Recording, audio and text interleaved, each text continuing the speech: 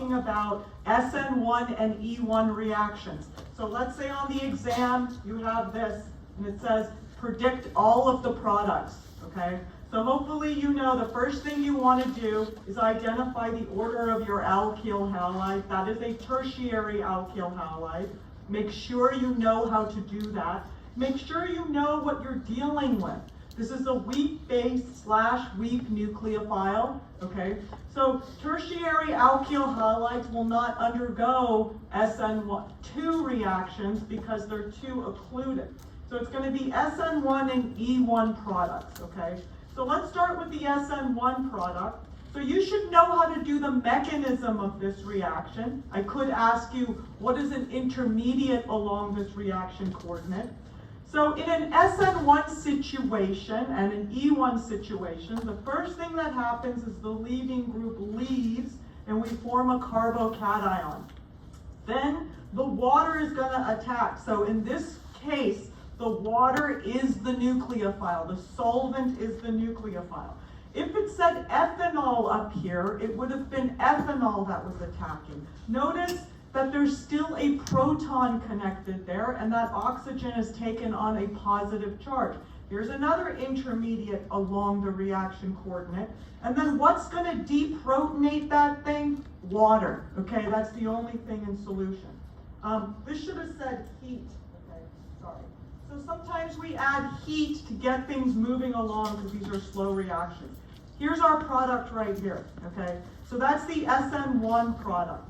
Now let's think about what the E1 products are going to be. So first of all, E stuff happens at the beta carbon hydrogen.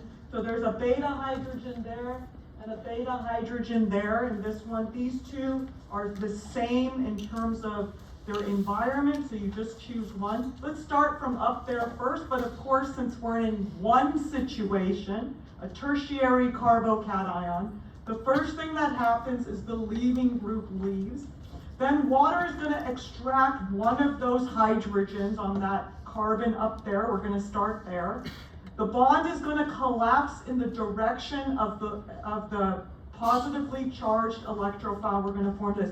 If you're just looking at this, you're going to have a hard time on the exam. If I was you, I would be copying all these notes down, covering up the answer. So if I was you, I have uploaded all these notes. I would go like this and I would try to reproduce everything that I just did, okay? And then check to see, and then go, oh, I made a mistake. Mistakes are good. When you make a mistake, it kind of etches something in your head and you go, oh, I remember that hopefully, okay, hopefully. So you remember what you did and you don't repeat your mistakes, right? Most of you, because you made it this far. So next we have the next type of beta carbon hydrogen, all right? So I'm going to take from over here. So you could have taken this one or this one, it doesn't matter. So first the leaving group leaves, etc. Now here we end up with two different kinds of products. And again, you have to remember that when it's an E1 situation, you're always going to choose the E form if that's the choice, okay, over the Z form, because of steric interactions. So there's stuff to remember.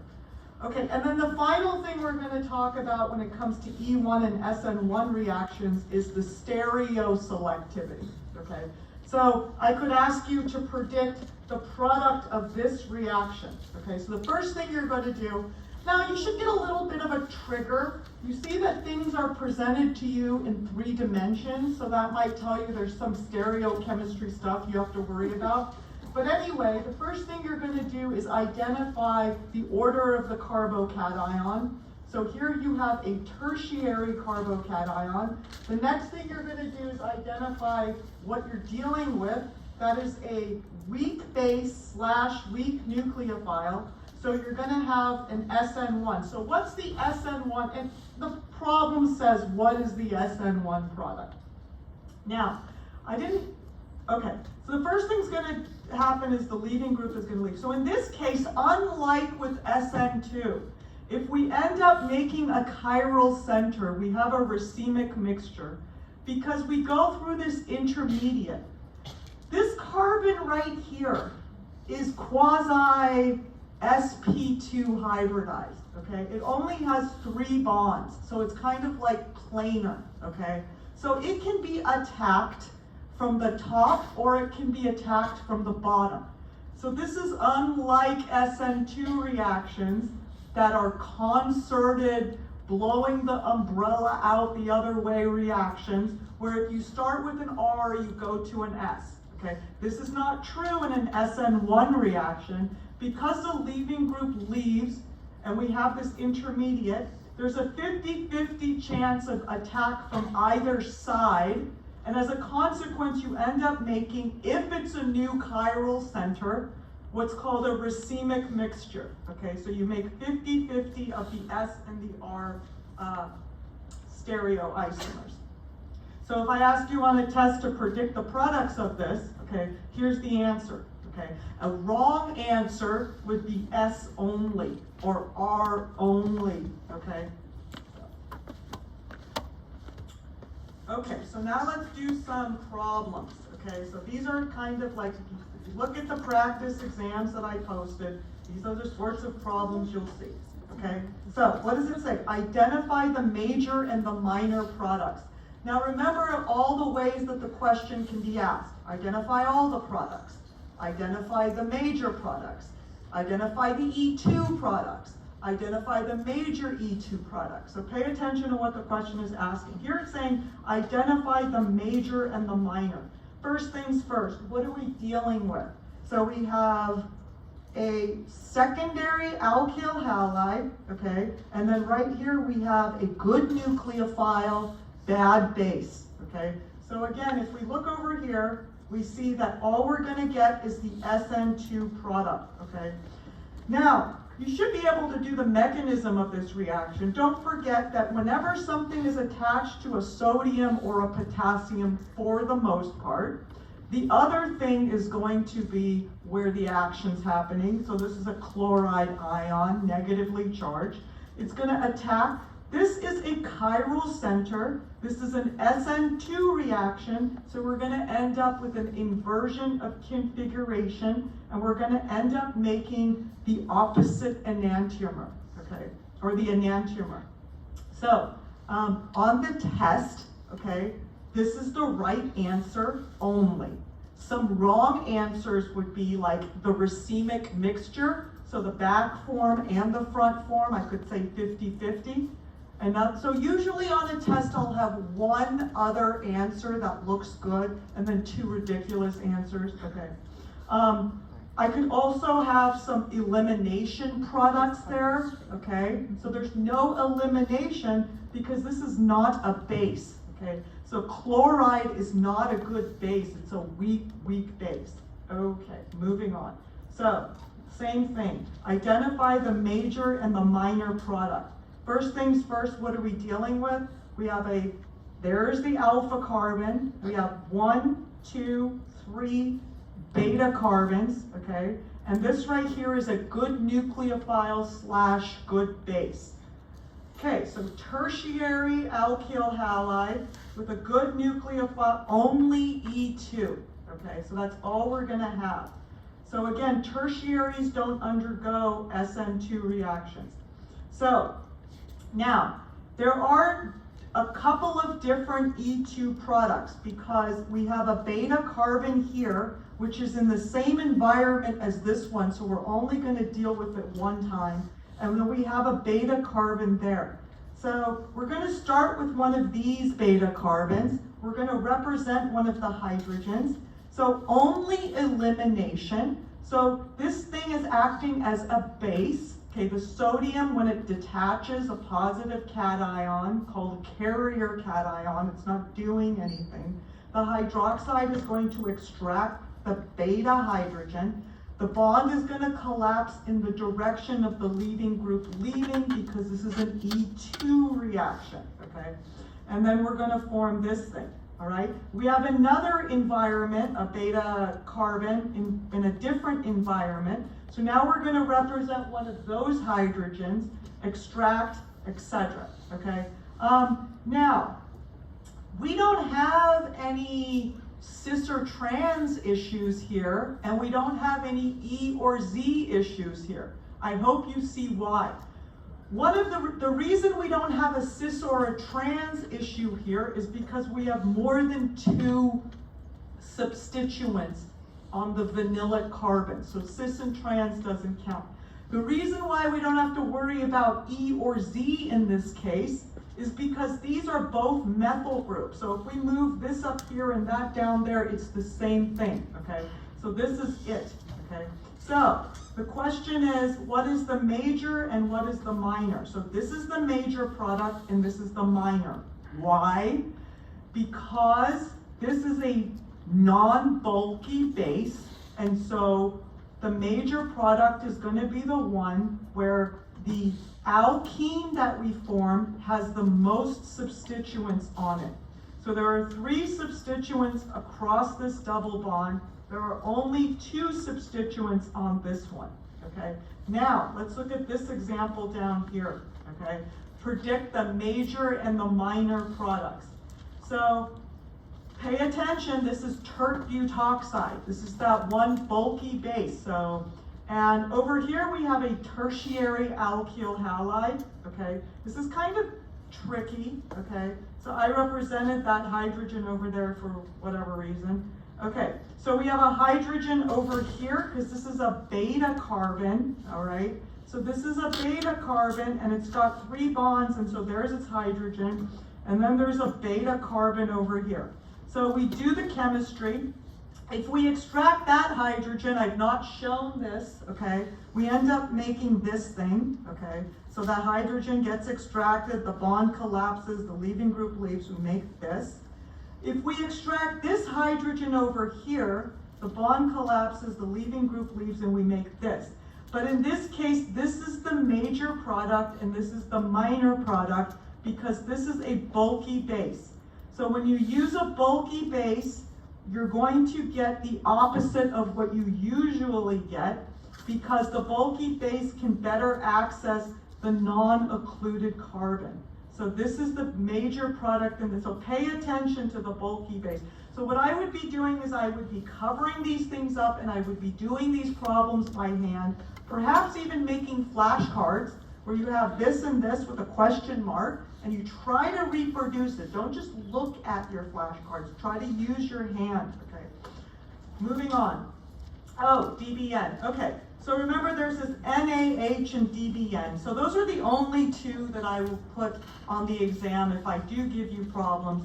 These are strong bases and weak nucleophiles. So the reason why DBN is a weak nucleophile is because it's really, really big. So it itself is too sterically hindered to get into anywhere, okay? So it only acts as a base, okay? And there's a picture of it in your book if you want to check it out. So anyway, so what do we have here? We have a tertiary alkyl halide, and we have this over here, which is a strong base, weak nucleophile. The only thing we're going to get is the E2 reaction. There's only one beta carbon kind that has a hydrogen. So that's a beta carbon 2 right there, but there is no hydrogen there to be extracted. So that's the only one, and that's the same kind of beta carbon, so just do it once. We pull that off, and we end up forming this thing. That's the only product, okay? Here's another DBN situation, okay? So even though you have a primary alkyl halide, if you have DBN, which is a strong base but a very weak nucleophile, you still just get the E2 product, okay? There's only one beta carbon in this case. So again, this is the alpha carbon right there. That's the beta carbon right there. So I'm going to represent it. I'm going to represent DBN as the B. Extract that. E2, this is the only product we're going to make. Okay. So this next problem, what is this? SH.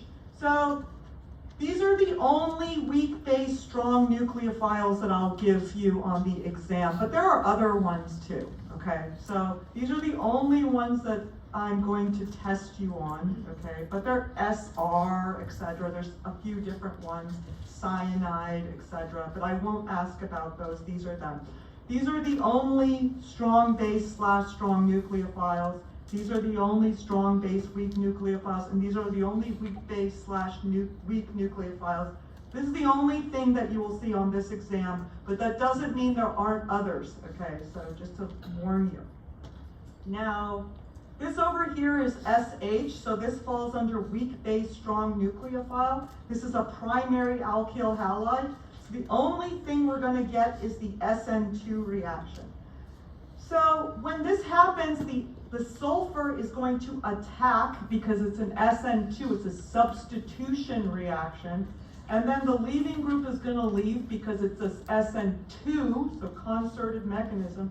So there is no new chiral center or anything that's formed because there's two hydrogens over here. So that's just the only product we're going to get. So down here we have a primary alkyl halide, and we have a strong base / strong nucleophile. So the major product is going to be SN, so let's look over here. Primary alkyl halide, strong base / strong nucleophile, mostly SN2, and E2 is the minor product. Okay, so I guess we're going to start with the SN2 reaction. So attack, left, we form this primary alcohol, and then there's only one beta hydrogen, so then the hydroxide acts as a base and extracts that beta hydrogen, and this is the minor product. Okay, so the next problem, let's check it out. What are the major and the minor products? So this is a weak base / weak nucleophile. This is not sodium ethoxide, this is ethanol, okay? And so this is the SN1E1 stuff, and we went over this already. So I leaves, now look, check this out, okay? So ethanol is the only thing in solution, so it's going to attack, and then it's going to deprotonate itself, okay? And then look what we end up with. We end up with this ether, okay? So I messed up and I put OH and I whited it out. So the next couple of stuff that happens are E1 products. So again, the leaving group leaves. We have two different beta carbons, okay? So we end up with this and this. We don't worry about E or Z or cis or trans because there's two methyl groups on that side and one ethyl group on that side. So that does not count. Over here, okay, now this should be a trigger to you. You notice there's something being projected out, so maybe you have to worry about stereochemistry, okay? So here we have a secondary out. This is tricky. So there's the beta carbon right there, okay? Sorry, that's the alpha carbon. There's a beta carbon there. It's projected toward me, so don't get confused. And there's a beta carbon there, and there are two different beta carbons. So this is a secondary alkyl halide. Strong base / strong nucleophile. Major will be the E2, the minor will be the SN2. Okay. Now, when we do the SN2 reaction, the OH is going, now this is going to trigger you, yes, that is a chiral center. So you're going to end up inverting the configuration. Now the way that they drew this time was that the halogen, the leaving group, was in the plane of the paper, okay? So that was confusing. Just identify the chirality of whatever's sticking up, stick it back on the other side, okay? So it doesn't necessarily have to be the bromine, okay? Another way you can make sure you've inverted the configuration is to assign the configuration here. So this bromine is in the highest priority. Then we go this way. So this is an S configuration. The hydrogen's already in the back. And then over here, the oxygen's number 1. We're going in the S, but we switch it because the hydrogen's in the front. So this is the R configuration. So when in doubt, assign the chirality if you get confused. But most of the time, whatever's sticking up, stick it back on the other side. Now, there's also the E2 products of this thing.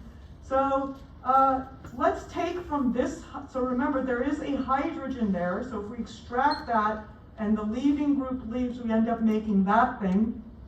And then we have a hydrogen up here too. In this case, we do make an cis or a trans products, both of them, okay? The major product is the trans and the minor is the cis. So pay attention. So there's a hydrogen there. The base is going to come and extract that. That's going to go down there and that's going to leave. So notice that we have a double bond there. We still have this methyl group. Now notice that this methyl group, which is represented here and here, has become a straight line. It's no longer projected forward or back. That's not an accident. It's because this thing now is a planar moiety, okay? So everything is in the plane of the paper, sp2 hybridized. So the major product in this case is the E2 product because it's a secondary alkyl halide with a strong base / strong nucleophile. And of the E2 products, it is the trans form that is the major product. Okay. What's going on here? So, let's keep going.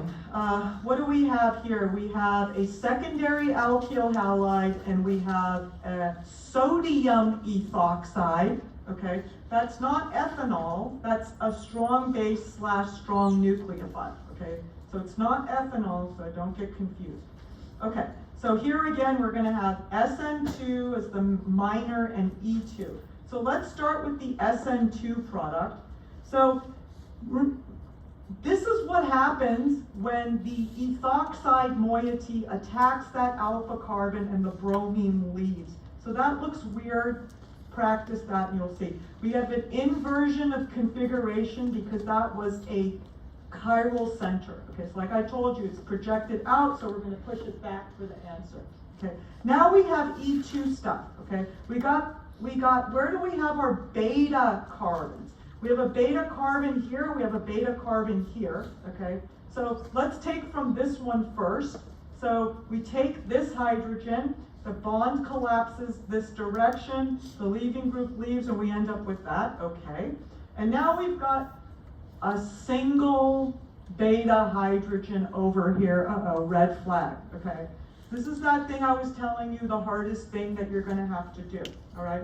So what I'm going to do is I'm going to draw that missing hydrogen. How do I know it's in the back? Because we have two things in the plane and one thing projected up. Therefore, the only position available is in the back, okay? I'm also going to represent the missing hydrogen on this side. So remember that in order to now do the extraction, because we're going to get an E or a Z configuration, so remember, this is going to leave and this is going to leave, and we're going to end up with this ring and a methyl group and a methyl group. So we could have the two things on the same side or opposite sides. It's E or Z. So which one is it? So we have to position these things the right way. So I'm going to put this hydrogen, okay, in the, oh man, I messed that up pretty good. Okay, this is a mistake. Okay. Shoot. I will have to go back and fix this, okay? Ignore that. Okay, so let's do this together. So if I'm gonna put the hydrogen in the plane of the paper, okay, so I need to pull it down in that direction. So when I pull the hydrogen down, so the good news is the bromine is already in the right conformation, okay? So let's do that. Okay, so if the hydrogen's in the back, like that, okay, and I pull it all the way down, this thing is going to come and stick up like this, okay? So that's going to stick up like that. And then the methyl group is going to go to the back like that, okay? Now we're in the right conformation. So when we extract this hydrogen, and this is going to collapse in this direction, the phenyl group, oh, we still get the same, no, we don't get that answer, so we get this answer. So we end up making the Z conformation, okay? Real-time error, good. So mistakes are good if you don't repeat them, right? Okay, so did you guys see what I just did? Okay, so you want to have the hydrogen that's being extracted and the leaving group that's leaving 180 degrees away from each other in the plane of the paper. What I did over here is I put them in the plane of the paper, but they were 0 degrees away from each other, okay? So again, I had to turn it the other way so that the hydrogen was down here. And you notice I get the exact opposite configuration when I did that. So these are taken from the homework. So the right answer is on the homework, so you can check that out. Okay, so let's do this one. Okay, so what's going on over here? So here we have a 1, 2, a secondary alkyl halide. So it's a ring conformation. Don't get confused. Always get your bearings at the alpha carbon, the carbon directly attached to the halogen. How many other carbons are directly attached to that? So there's only 1, 2 other carbons directly attached to the alpha carbon. That makes us a secondary alkyl halide. Okay, and then we have a strong base / strong nucleophile. So we're going to get an SN2 product, okay, which is the minor product. So when the OH attacks at that position, we get an inversion of configuration at that position because that is a chiral center. But notice that nothing happens down here to this methyl group. It's still in the back, so don't move that thing around, okay? So now we got to do the E2 reaction. How many different beta carbons do we have? We have that one up there, okay? There's 2 hydrogens there, so let's take from there first. So if we extract one of these guys, the bond collapses, the leaving group leaves, we end up making this thing, okay? Notice that nothing happened at this position, so it's still in the back, okay? And then we have another hydrogen right here, all right? But this hydrogen is in the front, right next, in the same orientation as the bromine. And it's the only hydrogen on that beta carbon. And this is a ring structure, which means that nothing is going to happen, no chemistry. So this is the only E2 product in this case, and this is the major product. Different version of this molecule, okay? So again, this is also a secondary alkyl halide. So, when this thing attacks, this turns into OET, okay?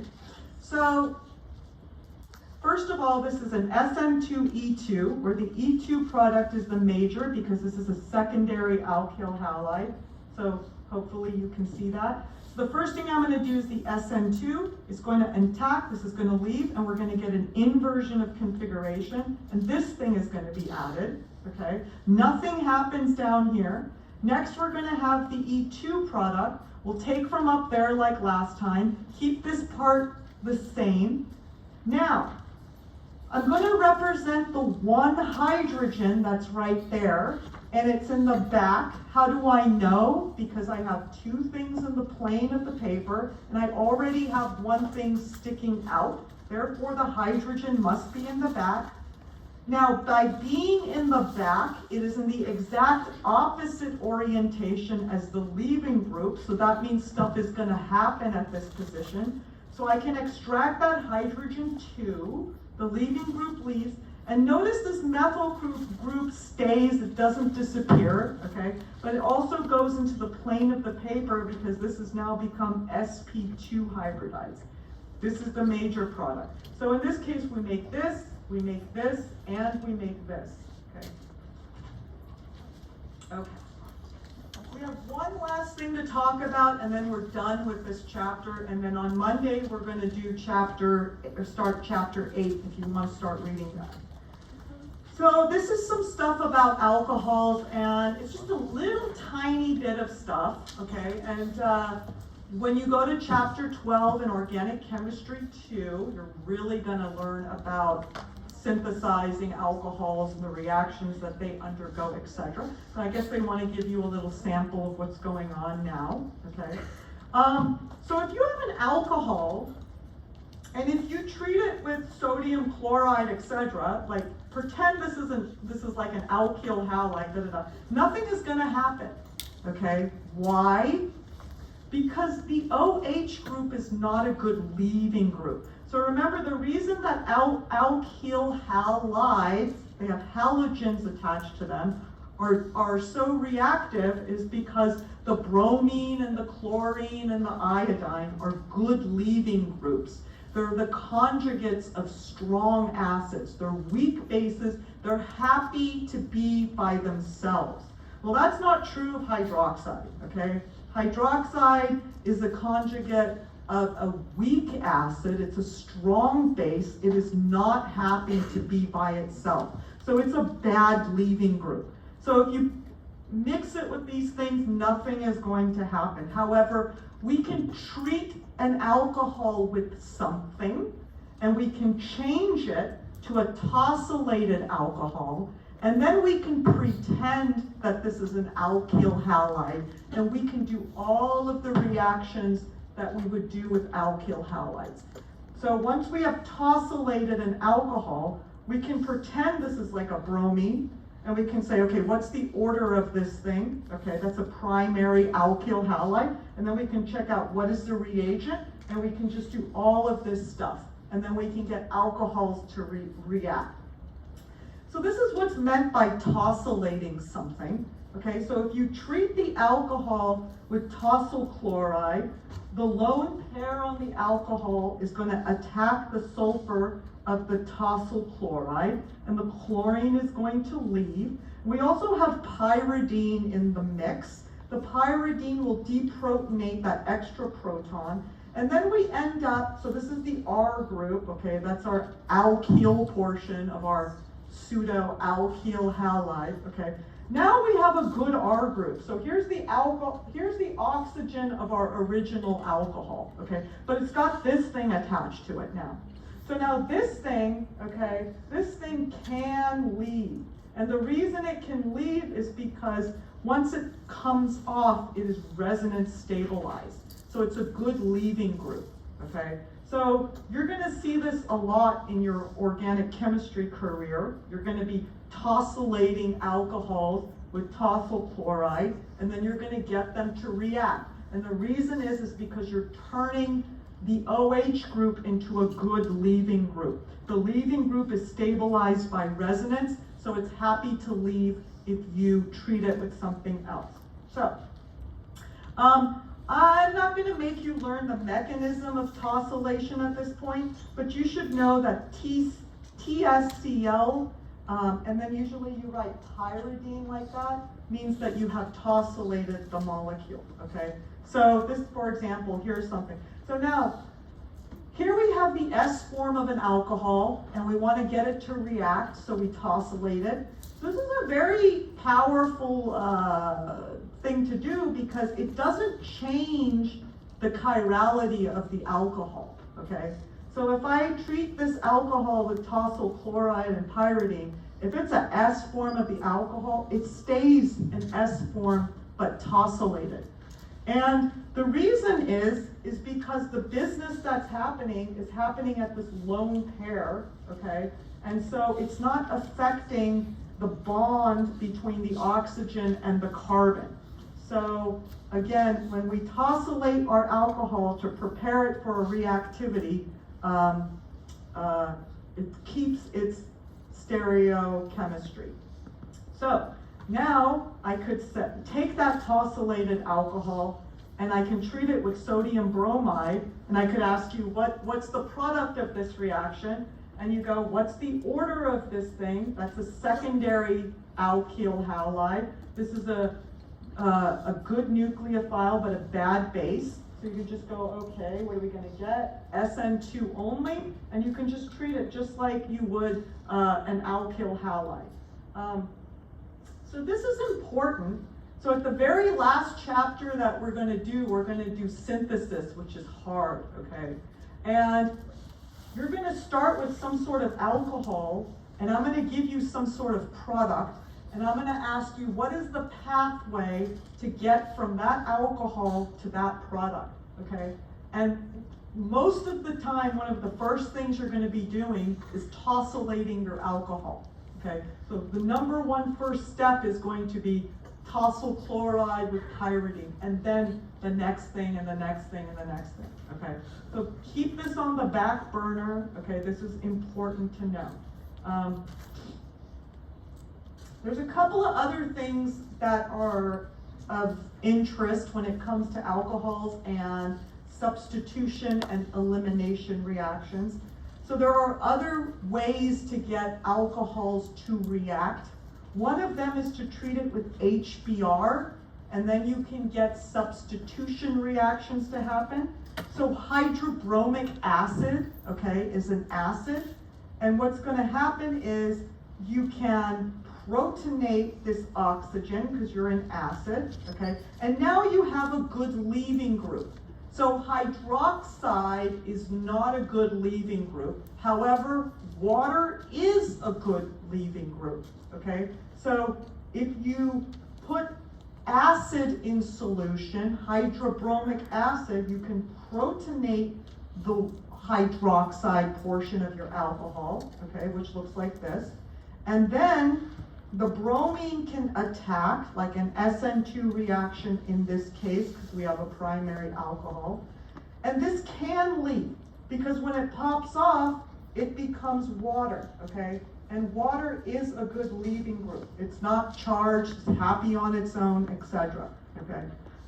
So this is again one of the reasons why acids are so dangerous to us. Okay, because a lot of our molecules, our macromolecules that make up our bodies, they have alcohol groups attached to them. Okay, so if we put our hands in super concentrated forms of acid, we're taking things that are really stable, alcohols, okay, and we're turning them into good leaving groups. We're making them extremely reactive. And that's why your hand will melt, okay? So HBr, you can get substitution reactions to happen. And if you have a tertiary alcohol in the presence of HBr, you can get the SN1 version, okay? So first it's gonna protonate the hydroxide, okay? But the water is going to leave first, because we have a tertiary alkyl halide, okay? And then the bromine is going to attack, okay?